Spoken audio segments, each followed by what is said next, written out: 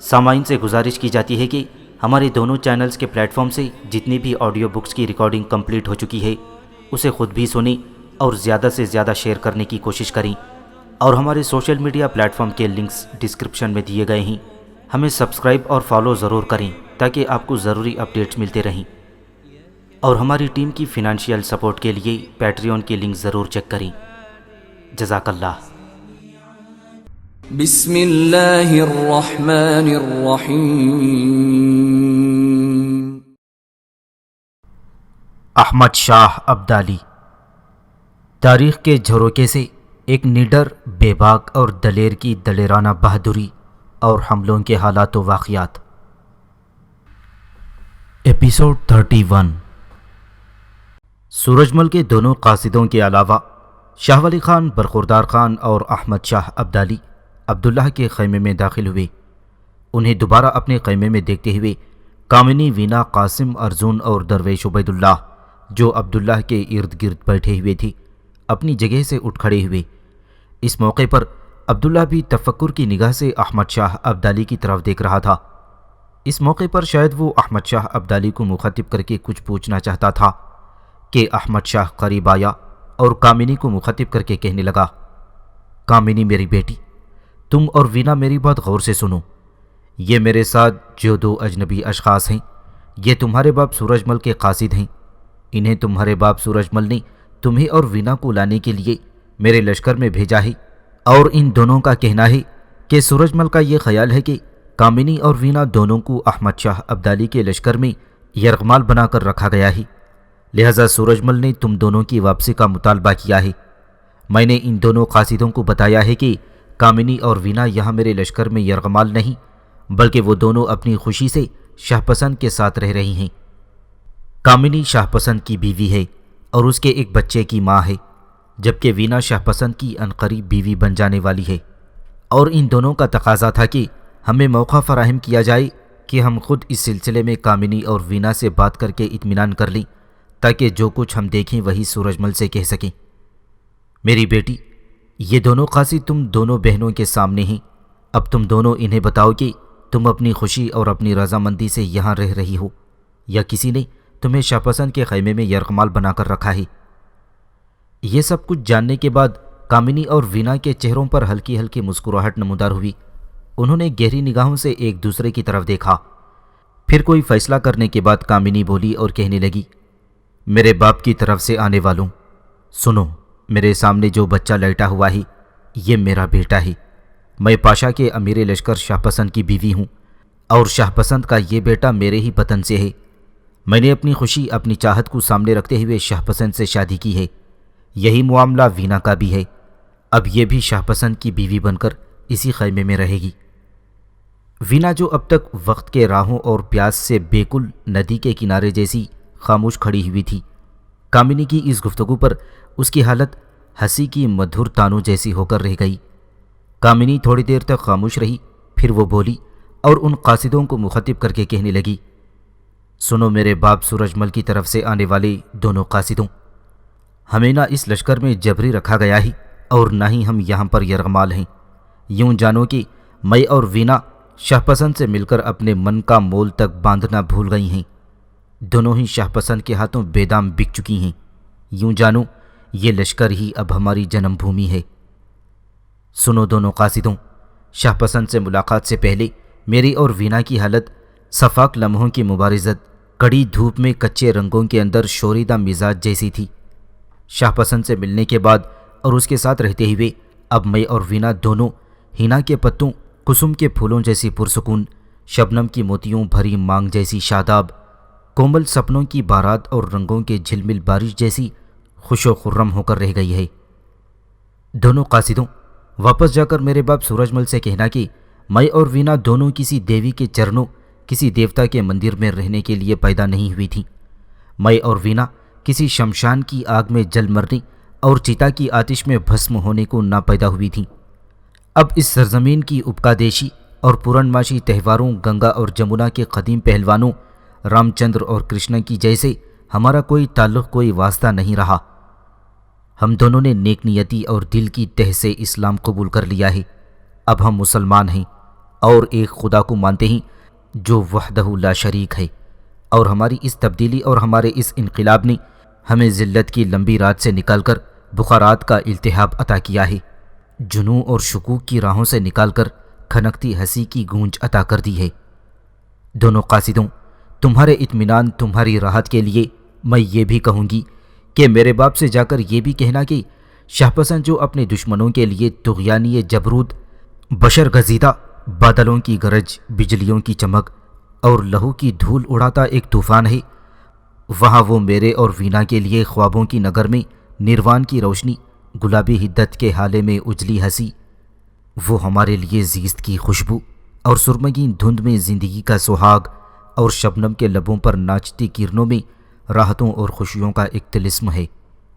میرے باپ سے جا کر کہنا اب ہمارا تعلق بھرت پور سے نہیں رہا، نہ ان سے کوئی تعلق اور واسطہ ہے، اب شاہ پسند ہی میرے اور کامنی کے لہو کی گردش، ہم دونوں کے دلوں کی سندلی تحریر، ہم دونوں کی روح کی دیو مالا کا قصبہ اور ہم دونوں کی تقدیر کا لذت فشاں لمس ہے۔ میرے باپ سے جا کر کہنا کہ مجھے اور وینا کو واہمہ بنا کر گونجتی کالی رات، دھوپ چھاؤں کا کھیل، سوکھے پتوں کی سرسراہٹ اور خزاں کی رت کا کوئی لٹا ہوا لمحہ سمجھ کر فراموش کر دے، یہ سمجھ لے کہ میں نے اس کے ہاں اور وینا نے اس کے بھائی کے ہاں جنم ہی نہ لیا تھا۔ یہاں تک کہنے کے بعد کامنی رکی، تھوڑی دیر خاموش رہی، پھر ان دونوں قاصدوں کو مخاطب کرتے ہوئے کہنے لگی، سنو میرے باپ کے دونوں قاصدوں، جو کچھ میں نے کہا ہے یہ تمہاری تسلی کے لیے کافی ہے یا تم میرے منہ سے اور کچھ بھی سننا چاہتے ہو؟ اس پر ایک قاصد بولا اور بڑی حیرت اور پریشانی میں کامنی کو مخاطب کر کے پوچھنے لگا، راجکماری، جو کچھ آپ نے کہا ہے کیا یہ سب کچھ آپ نے اپنے پورے ہوش و حواس میں کہا ہے؟ اس پر کامنی نے ایک ہلکا سا قہقہہ لگایا اور کہنے لگی، یقیناً میں نے جو کچھ کہا ہے اپنے ہوش و حواس میں ہی کہا ہے۔ وہ قاصد اس بار وینا کو مخاطب کر کے پوچھا، وینا دیوی، جو کچھ راجکماری کامنی دیوی نے کہا ہے کیا آپ بھی اس سے اتفاق کرتی ہیں؟ جواب میں وینا ہلکی ہلکی مسکراہٹ میں کہنے لگی، جو کچھ میری بہن نے کہا وہ صرف اس کے دل کی نہیں بلکہ میرے بھی دل کی آواز ہے۔ یہ خیمہ ہمارے لیے اب اجنبی اور پرایا نہیں بلکہ یہ ہمارا اپنا گھر ہے، اور قسم خداوند کی اس خیمے میں جو آ کر سکون ملا وہ سکون مجھے اور کامنی کو بھرت پور کے راج محل میں بھی میسر نہ آیا تھا۔ دونوں قاصد کامنی کی گفتگو سن کر پہلے ہی حیرت زدہ ہو رہے تھے، اب جو انہوں نے وینا سے بھی ایسی ہی گفتگو سنی تو ان کی تعجب خیزی کی کوئی انتہا نہ تھی۔ پھر ان دونوں نے بڑے رازدارانہ آپس میں کوئی مشورہ کیا، پھر ایک قاصد آگے بڑھا، عبداللہ کے قریب آ کر وہ بیٹھا اور بڑے مؤدبانہ انداز میں وہ عبداللہ کو مخاطب کرتے ہوئے پوچھا، شاہ پسند، اس موقع پر میں اگر آپ سے کوئی سوال کروں تو آپ جواب دینا پسند کریں گے؟ لشکر میں داخل ہونے کے بعد مجھے پتہ چلا تھا کہ آپ ایک مہم کے سلسلے میں باہر گئے ہوئے تھے جہاں آپ زخمی ہوئے ہیں۔ اگر آپ تکلیف کی شدت میں نہ ہوں تو میں اپنے اطمینان اور بھرت پور کے راجہ سورج مل کی تسکین کے لیے آپ سے کچھ پوچھنا چاہوں گا۔ اس پر عبداللہ نے اپنے ہونٹوں پر زبان پھیرتے ہوئے کچھ کہنا چاہا کہ اس کے بولنے سے پہلے ہی کامنی بول پڑی اور قاصد کو مخاطب کر کے کہنے لگی، جب میں اور وینا دونوں بہنیں تمہاری باتوں اور تمہارے سوالات کا جواب دے چکی ہیں تو پھر ان سے پوچھنے کی کیا ضرورت ہے؟ تم دیکھتے ہو کہ یہ زخمی ہیں، انہیں سکون اور آرام کی ضرورت ہے۔ تم اگر مزید کچھ پوچھنا چاہتے ہو تو مجھ سے یا وینا سے سوال کرو، انہیں آرام کرنے دو۔ اس پر عبداللہ نے مسکرا کر کامنی کی طرف دیکھتے ہوئے کہا، پوچھنے دو، یہ کیا پوچھتے ہیں، میں ان کے سوالوں کا جواب ضرور دوں گا۔ عبداللہ کی اس گفتگو سے اس قاصد کو کچھ حوصلہ ہوا، پھر وہ عبداللہ کو مخاطب کر کے پوچھا، شاہ پسند، اگر میں آپ سے یہ پوچھوں کہ کیا آپ واقعی کامنی اور وینا دونوں سے پیار کرتے ہیں، اور کیا آپ نے اب تک اپنی رضامندی اور اپنی مرضی سے ہی کامنی سے شادی کی ہے اور آئندہ بھی اپنی خوشی، اپنی چاہت کو سامنے رکھتے ہوئے وینا سے شادی کریں گے؟ اس پر جہاں احمد شاہ ابدالی، شاہ ولی خان، جہان خان، برخوردار خان، قاسم اور درویش عبید اللہ بڑی حیرت سے عبداللہ کی طرف دیکھ رہے تھے، وہاں عبداللہ نے تھوڑی دیر کے لیے غور سے قاصد کی طرف دیکھا، پھر اپنے ہونٹوں پر ہلکی ہلکی مسکراہٹ بکھیرتے ہوئے کہنے لگا، سورج مل کے قاصد، اگر تو میری زبان سے ہی کچھ سننا چاہتا ہے تو سن۔ جہاں کامنی میری ذات کے شہر کے لیے ایک خواب گو راحت، میرے دل کے لیے جمال کی ترنم ریزی، میری روح کے لیے سوچوں کا گلاب ہے۔ وہاں وینا میری آنکھوں کے لیے سکون کی روشنی کا پیغام، میری سوچوں کے لیے محبت کا پرچار، نروان کا حسن، اور میرے ذہن کے لیے یادوں کی مخمل پر ریشمی لمحہ، اور پھر میری جان کے لیے حلقہ در حلقہ پھیلی خوشیوں کی دھنک لہر ہے۔ عبداللہ کا یہ جواب سن کر وہ قاصد شاید مطمئن ہو گیا تھا، اس لیے کہ وہ اپنی جگہ سے اٹھا، اپنے ساتھی قاصد کے پاس آیا اور اسے مخاطب کرتے ہوئے کہنے لگا، کہ تم مزید کچھ سوال شاہ پسند سے کرنا چاہتے ہو؟ اس پر دوسرا ساتھی عجیب سے مطمئن انداز میں کہنے لگا، اب مزید پوچھنے کے لیے کیا رہ گیا ہے؟ کامنی، وینا اور پھر شاہ پسند کی باتیں سن کر میں نے یہ اندازہ لگایا ہے کہ یہ تینوں ایک دوسرے کے لیے پیدا ہوئے تھے۔ کامنی اور وینا نے بھرت پور میں جنم لیا تھا، جبکہ یہ شاہ پسند کابل ہرات کی طرف پیدا ہوا، لیکن میں سمجھتا ہوں کہ یہ ازل سے جنم جنم سے ایک دوسرے کے لیے تھے، ایک دوسرے کے لیے ہیں اور ایک دوسرے کے لیے رہیں گے۔ اب مزید ہمیں یہاں رک کر وقت برباد نہیں کرنا چاہیے۔ میرے خیال میں ہمیں یہاں سے کوچ کر جانا چاہیے اور جا کر اپنے مہاراج سورج مل سے کہنا چاہیے کہ وہ کامنی اور وینا دونوں کو بے تعبیر خواب، آرزو کیا ہوا چہرہ، ختم ہوتی جھاگ، پرندوں کا گیت اور رات کے عناصر کی طرح ایک غنودگی سمجھ کر فراموش کر دے، اس لیے کہ کامنی اور وینا کا اب اس سے کوئی تعلق نہیں رہا۔ یہ دونوں ہمیشہ اور سدا کے لیے شاہ پسند کی ہو کر رہ گئی ہیں۔ اس موقع پر عبداللہ نے اشارے سے کامنی کو اپنے نزدیک بلایا۔ کامنی گھٹنوں کے بل شاہ پسند کے قریب بیٹھ گئی، پھر اپنا گال وہ عبداللہ کے منہ کے قریب لے گئی۔ عبداللہ نے تھوڑی دیر تک کامنی کے کان میں کچھ سرگوشی کی، جسے سن کر کامنی کے چہرے پر بڑی پرسکون اور خوشگوار مسکراہٹ نمودار ہوئی۔ اس کے ساتھ ہی کامنی اپنی جگہ سے اٹھ کھڑی ہوئی، اور اس کے بعد اس نے وینا کے کان میں کچھ کہا، جسے سن کر وینا بھی پھول کی طرح کھل اٹھی تھی۔ پھر کامنی اور وینا دونوں خیمے کے اندر بنے ہوئے توشک خانے میں داخل ہو گئیں۔ سنو سورج مل کے قاصدوں، تم دونوں چونکہ کامنی اور وینا کے دیش سے آئے ہو، لہٰذا میں پسند نہیں کرتا کہ تم خالی ہاتھ جاؤ۔ تم دونوں کے لیے یہ نقدی کی تھیلیاں ہیں، تاکہ یہاں سے رخصت ہوتے وقت تمہیں یہ احساس ہو کہ تمہارے ساتھ شاہ پسند کے خیمے میں اچھا سلوک کیا گیا ہے، اور بھرت پور پہنچ کر تم میں یہ احساس بھی رہے کہ کامنی اور وینا دونوں شاہ پسند کے خیمے میں کس قدر خوش اور پرسکون ہیں۔ اب میری طرف سے تم دونوں کو اجازت ہے اور تم جا سکتے ہو۔ عبداللہ کی یہ گفتگو سن کر سب خوش ہو گئے تھے۔ اس موقع پر احمد شاہ ابدالی بولا اور شاہ ولی خان کو مخاطب کر کے کہنے لگا، شاہ ولی خان، میرے بھائی، تم دونوں قاصدوں کو اپنے ساتھ لے جاؤ اور انہیں بھلے طریقے سے رخصت کر دو۔ اپنے پاس سے بھی ان دونوں کو انعام دے کر رخصت کرو، اور جس قدر رقم تم ان دونوں کو مہیا کرو گے وہ میں تمہیں ادا کر دوں گا۔ احمد شاہ ابدالی کا یہ حکم پا کر شاہ ولی خان دونوں قاصدوں کو لے کر خیمے سے باہر نکل گیا۔ شاہ ولی خان کے جانے کے بعد احمد شاہ ابدالی نے برخوردار خان کی طرف دیکھتے ہوئے کہنا شروع کیا، برخوردار میرے عزیز، تم لشکر کے مطبخ کی طرف جاؤ، وہاں مطبخ میں کام کرنے والوں کو میری طرف سے حکم دو کہ چھوٹے چوزوں کا شوربہ کافی مقدار میں تیار کر کے شاہ پسند کے خیمے میں بھیجا جائے، اور ساتھ ہی کالی مرچیں اور نمک بھی پیس کر اس شوربے کے ساتھ روانہ کیا جائے، تاکہ اس شوربے میں یہ دونوں چیزیں ڈال کر شاہ پسند اور اس کے ساتھ بیٹھ کر کامنی اور وینا بھی پرسکون ماحول میں پئیں۔ احمد شاہ ابدالی کا یہ حکم پا کر برخوردار خان کے جانے کے بعد احمد شاہ ابدالی عبداللہ کے قریب بیٹھ گیا۔ عبداللہ کی بائیں ٹانگ ننگی کر کے اس نے اس کی ٹانگ پر تھوڑی دیر کے لیے ہاتھ پھیرا، پھر اس کے چہرے پر عجیب سی مسکراہٹ نمودار ہوئی اور وہ عبداللہ کی طرف دیکھتے ہوئے کہنے لگا، عبداللہ میرے بیٹے، میں تم سے بیان نہیں کر سکتا کہ میں کتنا خوش ہوں۔ تم نے خود کو اپنی گردن کی طوق سے نجات دلائی، اب تم نے اپنی دونوں ٹانگوں کو بھی آزاد کروا لیا۔ میرے بیٹے، یہ مت سوچو کہ آج میں کتنا خوش اور کتنا مطمئن ہوں۔ تمہاری بائیں ٹانگ پر لوہے کا کڑا دیکھ کر میں کڑتا تھا، لیکن تم نے کابل کے سابق حکمران نصیر خان کا خاتمہ کر کے اس کڑے سے بھی نجات حاصل کر لی۔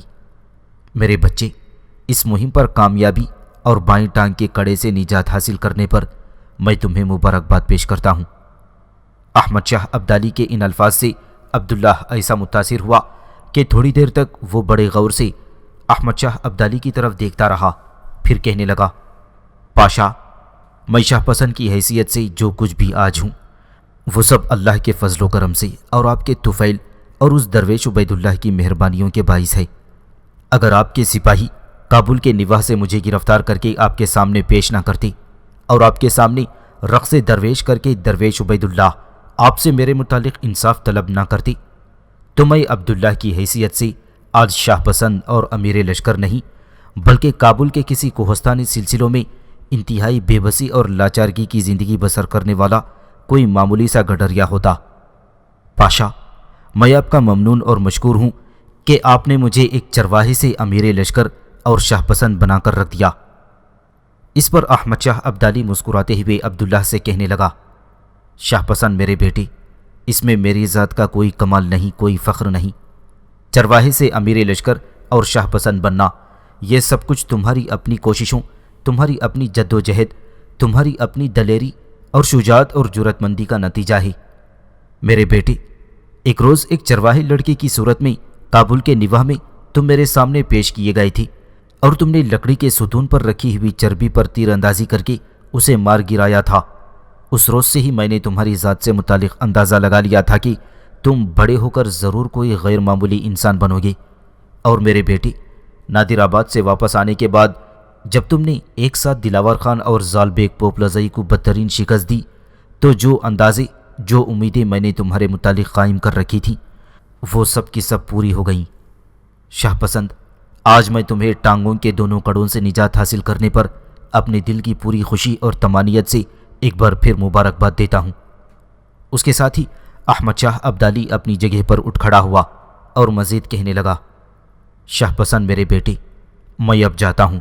مجھے امید ہے کہ کامنی اور وینا دونوں اس زخمی حالت میں تمہارے سکون، تمہاری راحت کا باعث بنیں گی۔ شاہ پسند، پہلے میرا ارادہ تھا کہ جو ہی تم اپنی گجرات کی مہم سے لوٹو گی تو میں لاہور سے قندھار کی طرف کوچ کر جاؤں گا، لیکن تمہارے زخم کی وجہ سے میں چند دن رکوں گا۔ تمہارا زخم مندمل ہو جائے پھر ہم قندھار کی طرف کوچ کریں گے۔ اس کے ساتھ ہی احمد شاہ ابدالی عبداللہ کے خیمے سے نکل گیا تھا۔ تھوڑی ہی دیر بعد برخوردار خان چند سپاہیوں کے ساتھ عبداللہ کے خیمے میں نمودار ہوا۔ وہ چوزوں کا شوربہ اور دونوں برتنوں میں علیحدہ پسی ہوئی کالی مرچیں اور نمک لے کر آیا تھا۔ وہ تینوں چیزیں برخوردار خان نے کامنی کے حوالے کر دیں، پھر وہ اپنے ساتھ آنے والے سپاہیوں کے ساتھ باہر نکل گیا تھا۔ کامنی اور وینا دونوں حرکت میں آئیں۔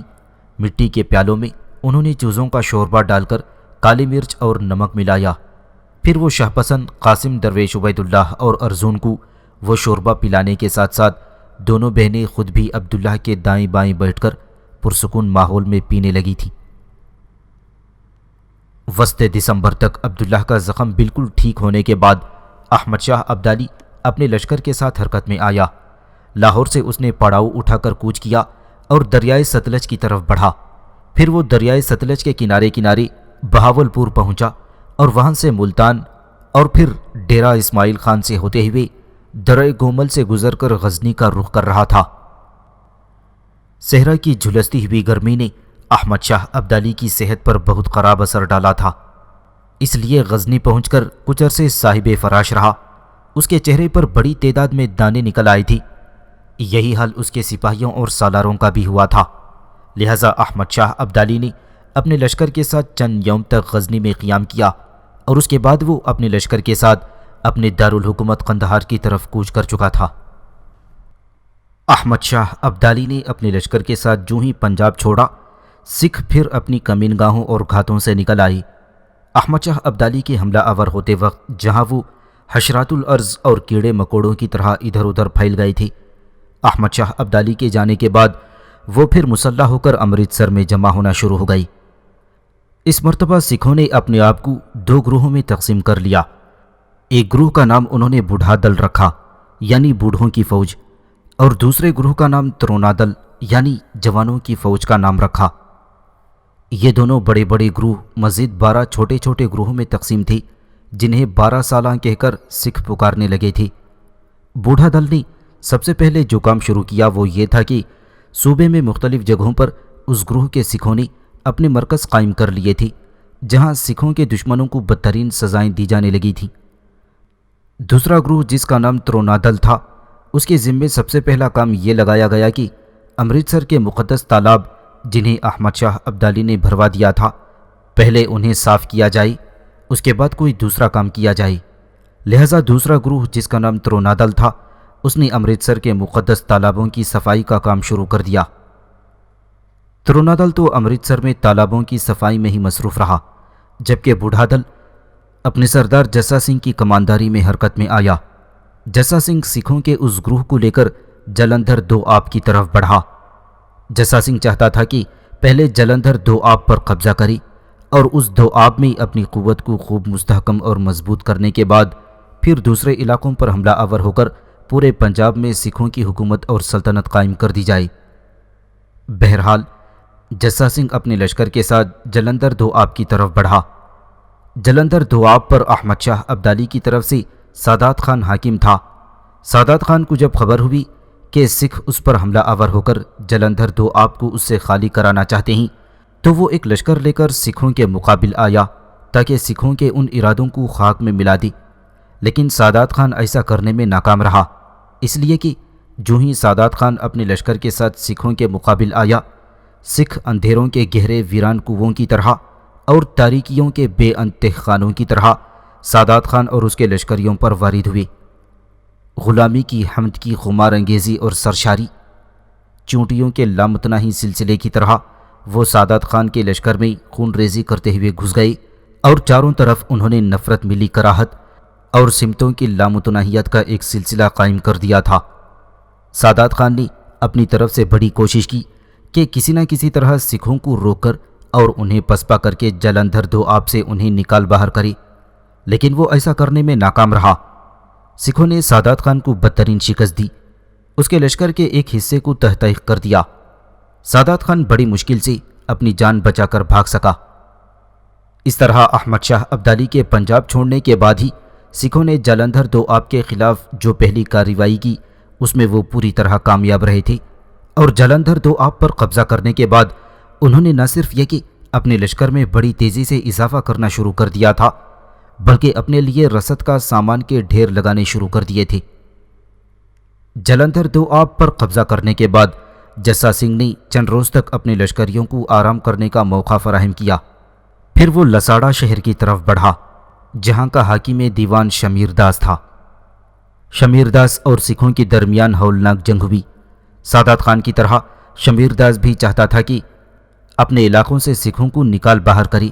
وہ بھی اس غلط فہمی میں مبتلا تھا کہ احمد شاہ ابدالی نے چونکہ سکھوں کی قوت کو اکثر توڑ پھوڑ کر رکھ دیا تھا، لہذا سکھ اس کا مقابلہ نہیں کر سکیں گے، لیکن سادات خان کی طرح سکھوں نے شمیر داس کی بھی ساری غلط فہمیاں دھو نکال کر رکھ دی تھیں۔ شمیر داس جب اپنے لشکر کے ساتھ سکھوں کے مقابل آیا تو سکھ خاک ناچتے ذروں، تعصب کے مرض لا علاج اور تحریف ابلیس کی طرح شمیر و تمدنی اوہام کھنڈروں کی بھربھری زمین میں حلقہ در حلقہ خونی رقص اور طوفانی انداز میں شمیر داس پر حملہ آور ہوئے، اور لمحوں کے اندر انہوں نے شمیر داس کے لشکر کی حالت پیس کر لکڑی کے برادے کی طرح کر کے رکھ دی تھی۔ شمیر داس زیادہ دیر تک سکھوں کا مقابلہ نہ کر سکا اور وہ بھاگ کھڑا ہوا، اور اس طرح سکھوں نے جلندھر دوآب اور شمیر داس کے علاقوں پر بھی قبضہ کرنے کے بعد اپنی چھوٹی سی ریاست کی ابتدا کر دی تھی۔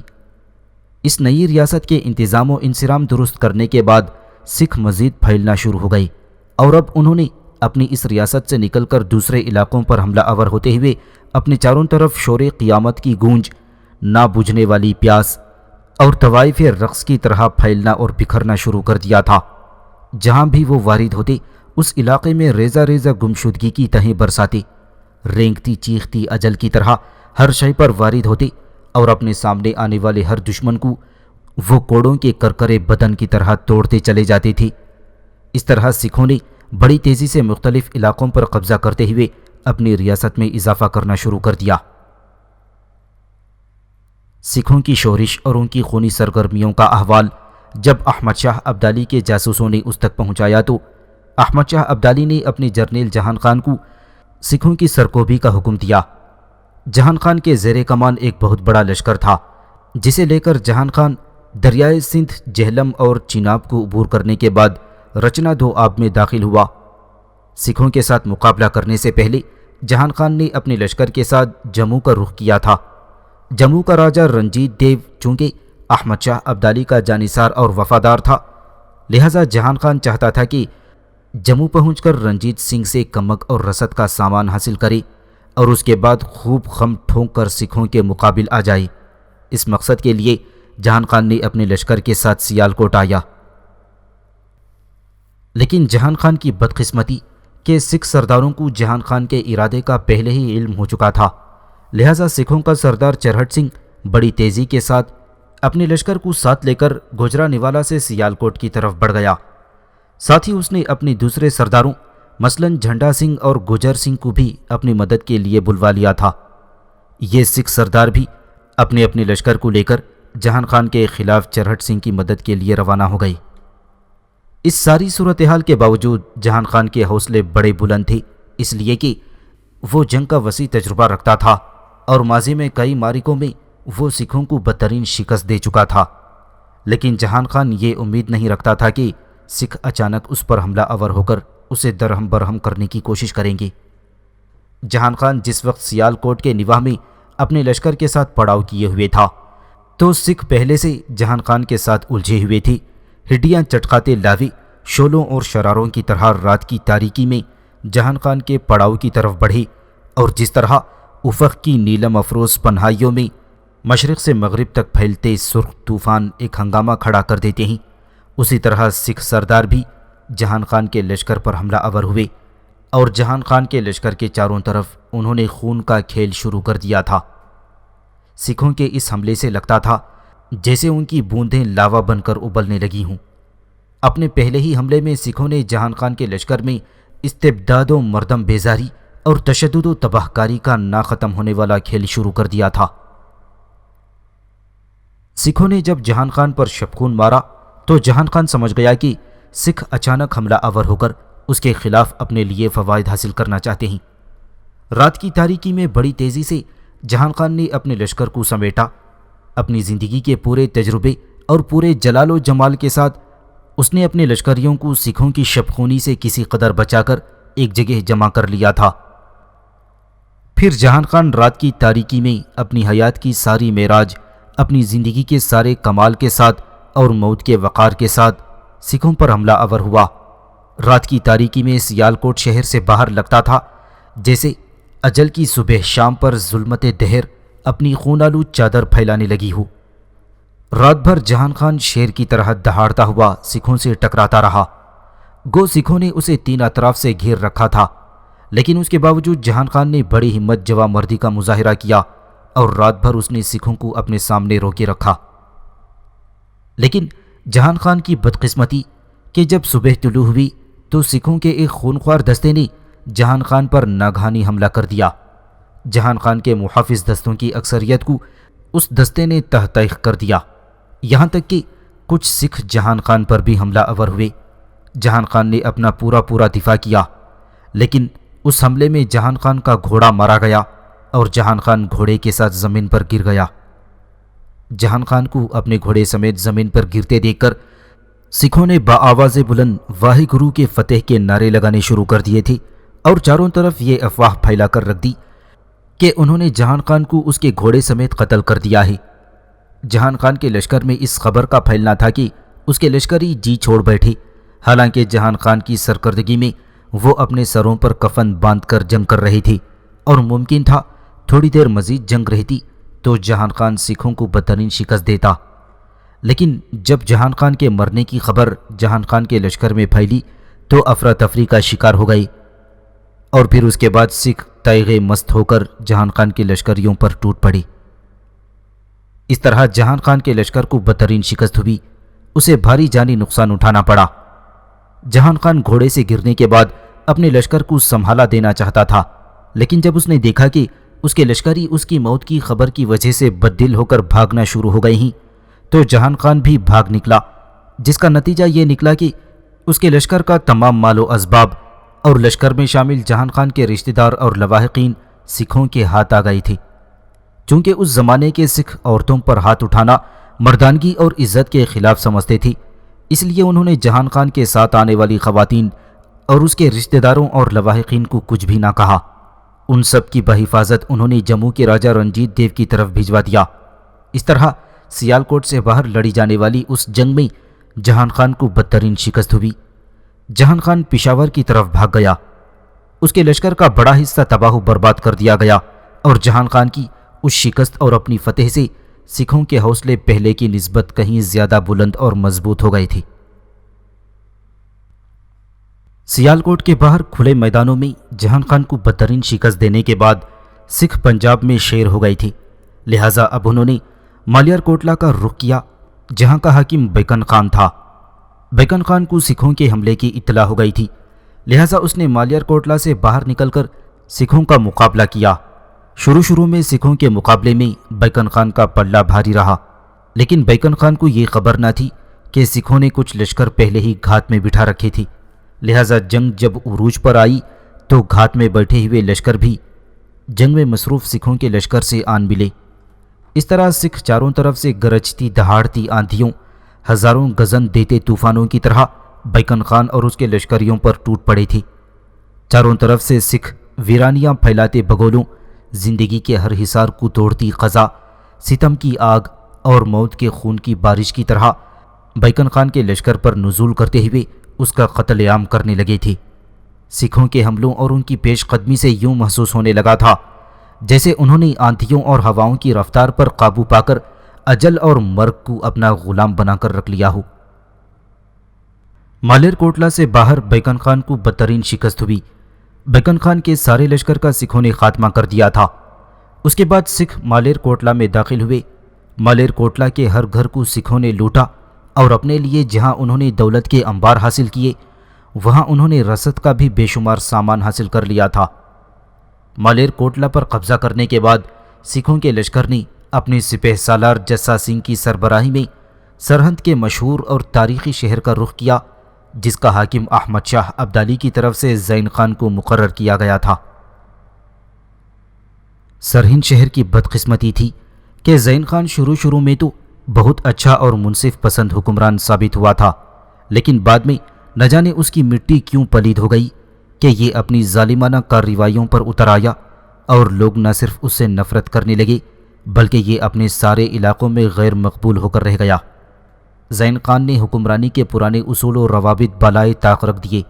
اس نے اپنی لشکر کے سپاہیوں کو تنخواہیں تک دینا بند کر دی تھی اور پھر اپنی عملداری کے کسانوں کو لوٹنا شروع کر دیا تھا۔ اس طرح جو اناج حاصل ہوتا وہ سپاہیوں میں اس کی تنخواہ کے بقدر 1/3 تقسیم کر دیا جاتا۔ اس نے سرہند کے کوہستانی سرداروں سے یارانہ گٹھ جوڑ کر رکھا تھا اور ان کے ساتھ مل کر وہ ہر وقت دولت جمع کرنے کی فکر میں لگا رہتا۔ زین خان کی یہی بے عقلی، ظالمانہ رویہ اور اس کی حماقت اس کے لیے عذاب اور بربادی کا ایک دعوت نامہ بن کر رہ گئی۔ مالیر کوٹلا پر قبضہ کرنے کے بعد سکھوں نے سرہند کے شہر کا رخ کیا۔ سرہند شہر پہنچ کر بڑھا دل اور ترونا دل دونوں متحد ہو گئے۔ چہرٹ سنگھ، جھنڈا سنگھ، گنڈا سنگھ، تارا سنگھ اور جسا سنگھ اس لشکر کے سپہ سالار تھے۔ اس کے علاوہ پٹیالے کا آلہ سنگھ بھی اپنے دونوں جرنیلوں ہمت سنگھ اور چین سنگھ کی کمانداری میں ایک بہت بڑا لشکر لے کر سکھوں کی مدد کے لیے سرہند پہنچ گیا۔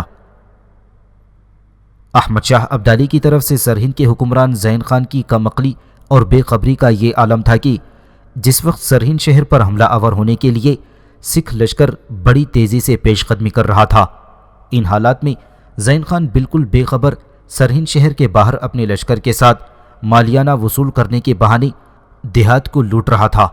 سکھوں کے آنے کی خبر پا کر وہ اپنے لشکر کے ساتھ سرہند شہر کی طرف بھاگا تاکہ شہر میں محصور ہو کر سکھوں کا مقابلہ کرے، لیکن سکھوں نے اسے ایسا نہ کرنے دیا۔ ہڈلاڈا کے مقام پر سکھوں کا لشکر زین خان اور اس کے لشکریوں کی راہ روک کھڑا ہوا۔ ہڈلاڈا کے مقام پر زین خان اور سکھوں کے درمیان خوفناک جنگ ہوئی جس میں زین خان نے اپنی طرف سے سکھوں سے بچ کر سرہند شہر کی طرف بھاگنے کی پوری کوشش کی، لیکن سکھوں نے اسے ناکام بنا کر رکھ دیا۔ سکھ چاروں طرف سے زین خان کے لشکر پر ٹوٹ پڑے تھے۔ وہ زین خان کے لشکریوں کا یوں قتل کرنے لگے تھے جس طرح ستاروں کے جنون میں جبر کی ارزانیاں اور اجالوں کی نوازوں میں شعلہ زن ظلمت وقت اپنا رنگ دکھانے لگتی ہے۔ زین خان زیادہ دیر تک سکھوں کے آگے ٹھہر نہ سکا اور سکھوں نے نہ صرف یہ کہ زین خان کے سارے لشکر کا خاتمہ کر دیا بلکہ انہوں نے زین خان کو بھی موت کے گھاٹ اتار دیا۔ زین خان کو قتل اور اس کے لشکر کو شکست دینے کے بعد مشتعل سکھ سرہند کی طرف بڑھے اور شہر میں داخل ہو گئے۔ بلا تخصیص انہوں نے شہر کی لوٹ مار کی۔ افغانوں کے مکانات کو انہوں نے منہدم کر کے زمین سے ملا دیا اور اپنے گرو گوبند سنگھ کی پیشن گوئی کو پورا کرنے کے لیے سکھ سرداروں نے گدھے منگوا کر اس زمین پر اپنے ہاتھ سے ہل چلایا۔ سکھوں کے ہاتھ سرہند شہر سے بے حساب مال دولت لگا تھا، اور سب سے بڑی بات یہ تھی کہ سرہند جیسے بڑے اور تاریخی شہر پر بھی ان کا قبضہ ہو کر رہ گیا تھا۔ بعض تاریخوں میں بیان کیا جاتا ہے کہ سکھوں نے مفتوحہ علاقوں کے حصے بنانے شروع کر دیے تھے۔ ایک روایت ہے کہ جنگ ختم ہوتے ہی سکھ منتشر ہو گئے اور ادھر ادھر پھیلنے شروع ہو گئے۔ ہر ایک سوار رات دن مارا مارا سفر کر کے راستے میں جتنے بھی گاؤں یا قصبے پڑتے، سب میں ہتھیار یا لباس میں سے کوئی چیز پھینکتا جاتا، اور جہاں تک کچھ فاصلہ طے کرنے کے بعد تقریباً بالکل ننگا ہو جاتا، اور جہاں تک اس کا لباس اور دوسری اشیاء گرتی جاتی، یہ سب گاؤں اور قصبے اس کی ملکیت قرار پاتے تھے۔ اس طرح پنجاب میں سکھوں نے فتوحات کا ایک نہ ختم ہونے والا سلسلہ قائم کر کے ہر طرف تباہی اور بربادی کا بازار گرم کر دیا۔ پنجاب کے ہر حصے پر کسی نہ کسی سکھ نے قبضہ کر لیا، لیکن سرہند کے منحوس شہر کو قبول کرنے کے لیے کوئی تیار نہ ہوا۔ اس الجھن کا سکھوں نے یہ حل نکالا کہ اس شہر کے سرکردہ لوگوں کو حکم دیا کہ وہ خود ہی اپنے لیے اپنا حاکم منتخب کر لیں۔ سرہند کے لوگوں نے سکھ سردار بھائی بڈھا سنگھ کو اپنا حاکم مقرر کر لیا، اور پھر خیر و برکت کی دعاؤں سے سرہند شہر بڈھا سنگھ کی تحویل میں دے دیا گیا۔ لیکن چند ہی دن بعد پٹیالہ کے سردار آلہ سنگھ نے 25,000 روپے کے عوض سرہند شہر بڈھا سنگھ سے خرید کر اپنی ملکیت میں کر لیا تھا۔ سکھوں پر فتح اور کامیابی کا ایسا نشہ سوار ہوا کہ پنجاب کے مشرقی حصوں پر قبضہ کرنے کے بعد انہوں نے بوریا کے مقام پر دریائے جمنا کو عبور کیا اور گنگا جمنا کے دو آب میں گھس گئے۔ اس علاقے میں بھی انہوں نے چاروں طرف تباہی اور بربادی مچا کر رکھ دی۔ سب سے پہلے انہوں نے سہارنپور کو لوٹا، ہر گھر میں انہوں نے تباہی مچائی، یہاں سے انہیں بے شمار دولت اور رسد کا سامان ملا۔